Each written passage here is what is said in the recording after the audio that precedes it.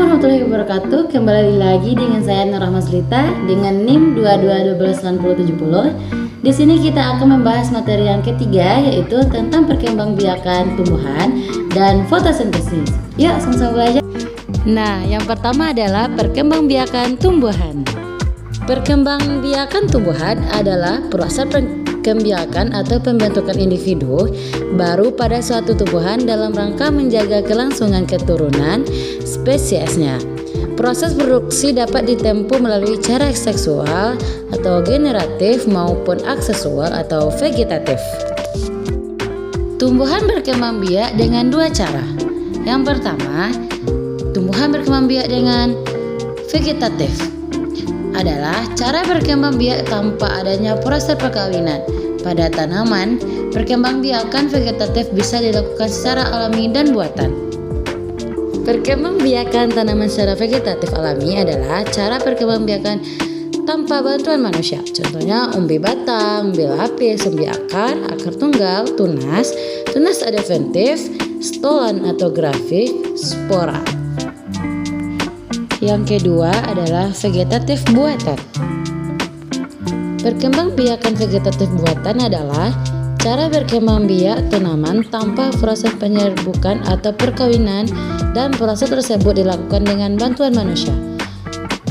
Perkembangbiakan dengan cara ini bertujuan untuk memperoleh individu baru yang unggul, cepat berbuah, rasa buah sesuai apa yang kita inginkan, manis dan tidak pahit dan tidak asam. Cara-cara perkembangbiakan yang pertama yaitu mencangkok, selanjutnya stek, merunduk atau menyambung. Selanjutnya yaitu perkembangbiakan generatif. Perkembangbiakan generatif adalah perkembangbiakan tumbuhan secara kawin atau pembuahan. Perkembangbiakan ini dilalui dengan meleburnya dua gamet atau sel kelamin, yakni gamet jantan sperma dan gamet betina ovum. Manfaat perkembangbiakan generatif yaitu yang pertama, memiliki akar yang lebih kuat dibandingkan perkembangbiakan vegetatif. Kedua, jangkauan penyebaran lebih jauh. Ketiga, individu baru yang dihasilkan sangat bervariasi. Yang keempat, memiliki adaptasi yang tinggi. Kelima, memiliki batang yang kokoh. Alat perkembangbiakan generatif yaitu benang sari. Benang sari adalah organ reproduksi sel kelamin jantan pada bunga. Yang kedua, putik. Bagian alat perkembangbiakan generatif lainnya, putik. Organ ini merupakan alat kelaminan betina. Letaknya biasanya ada di tengah buah. Selanjutnya yaitu mahkota bunga. Mahkota bunga merupakan bagian dari bunga yang biasanya memiliki warna mencolok. Selanjutnya, bakal biji. Bakal biji adalah bagian yang saat pembuahan akan berkembang menjadi biji. Selanjutnya yaitu kelompok bunga. Bagian alat berkembangbiakan generatif lainnya yaitu kelompok bunga. Dasar bunga. Dasar bunga adalah bagian paling bawah dari bunga. Yang terakhir, tangkai bunga. Tangkai bunga adalah bagian bunga yang berada di bawah bunga. Selanjutnya, perkembangbiakan generatif. Perkembangbiakan generatif dengan bantuan angin. Cara berkembangbiak dengan bantuan angin disebut juga sebagai anongami. Ciri-ciri perkembangbiakan generatif ini biasanya terjadi di tumbuhan yang hidup di daerah kering atau tidak terlalu banyak air. Selain itu, serbuk sarinya kering dan ukuran mahkota bunganya kecil. Selanjutnya, perkembangbiakan generatif dengan bantuan hewan. Contoh perkembangbiakan generatif lainnya yaitu zooidiogan atau perkembangbiakan dengan bantuan hewan. Ciri tanaman yang berkembangbiak dengan cara ini yaitu tanaman yang menghasilkan madu dan memiliki aroma yang dibutuhkan oleh hewan. Selanjutnya, perkembangbiakan generatif dengan bantuan air. Proses perkembangbiakan generatif juga bisa terjadi jika ada bantuan dari air atau yang sering disebut hidrogami. Tanaman yang berkembang biak dengan cara ini umumnya memiliki ciri seperti seluruh tubuhnya tertutup air, habitatnya di luar air, dan berperan sebagai produksi bagi hewan lain. Selanjutnya, perkembangbiakan generatif dengan bantuan manusia.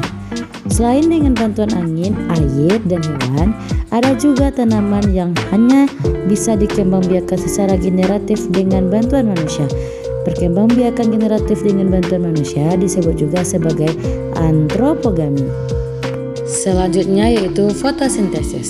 Fotosintesis adalah suatu proses pembuatan atau pembentukan makanan yang dilakukan oleh tumbuhan, terutama tumbuhan yang mengandung zat hijau daun, yaitu klorofil dengan bantuan energi cahaya matahari. Proses fotosintesis. Pertama, air atau H2O, lalu karbon dioksida atau CO2, dan klorofil, dan terakhir cahaya matahari.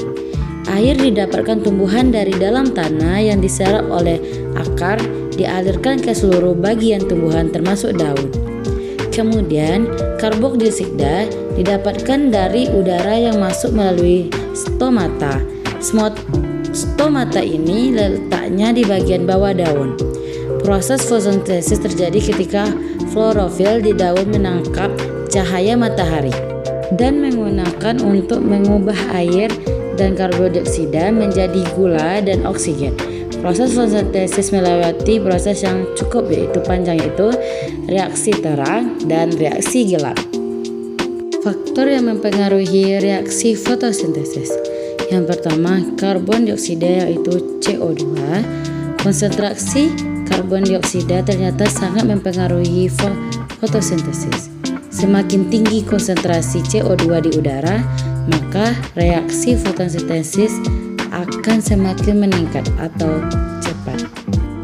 Yang kedua, klorofil. Klorofil adalah molekul alami dalam tumbuhan yang akan membantu proses fotosintesis. Semakin banyak jumlah klorofil, maka semakin cepat proses fotosintesis dalam tumbuhan tersebut. Selanjutnya, umur daun. Umur daun juga bisa mempengaruhi fotosintesis. Semakin tua umur daun, maka kemampuan fotosintesis semakin berkurang. Sebab daun yang sudah tua akan mengalami penurunan kemampuan dalam mengerompak klorofil. Selanjutnya, cahaya. Faktor lain yang juga mempengaruhi laju fotosintesis yaitu cahaya matahari. Intensitas cahaya matahari dibutuhkan untuk membentuk klorofil, maka tak heran jika tanaman tidak mendapatkan penyinaran yang cukup, maka laju fotosintesis menjadi berkurang. Biasanya ditandai dengan warna tanaman yang lebih pucat dan pertumbuhan tidak normal. Selanjutnya, air. Ketersediaan air juga mempengaruhi laju fotosintesis sebab air menjadi bahan baku dalam proses fisika kimia ini. Suhu secara umum, suhu tinggi bisa membuat reaksi fotosintesis menjadi meningkat. Namun, ketika suhu terlalu tinggi, fotosintesis bisa terhambat sebab enzim yang berperan dalam reaksi tersebut dapat rusak. Maka dari itu, agar proses fotosintesis berjalan lancar, suhu harus optimum. Manfaat fotosintesis bagi makhluk hidup. Yang pertama, menghasilkan oksigen. Yang kedua, memperoleh buah, menghasilkan gula, membuang racun, dan yang terakhir, meningkatkan kelembatan pada udara. Terima kasih, sampai sini materi kita saat ini. Sampai jumpa di materi selanjutnya. Saya Nurama Sulita, pamit undur diri. Assalamualaikum warahmatullahi wabarakatuh. Bye-bye.